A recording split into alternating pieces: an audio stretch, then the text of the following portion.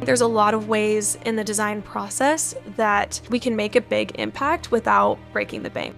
My name is Aajah Armstrong, and I'm the Vice President of Design for ESTAIT Construction. My personal design philosophy has to combine three things: functionality, aesthetic, and personalization. The combination of those three categories is going to give you the perfect mix. I love being a part of the custom home building process. Being able to start from scratch and create a different aesthetic or a different goal with each individual project is really exciting. So a big part of my job is helping clients to feel comfortable in their choices. The best part about working with clients is how rewarding it truly is to see your vision come to life in a very physical way. I love seeing the reaction of clients when we finally get to the stage of building where things start going vertical and all of the hard work that we've put in the design process starts coming to life. That fulfills me so much. Every client is totally different, and I want to make sure their home not only just looks and feels like them, but also functions in a way that's going to complement that.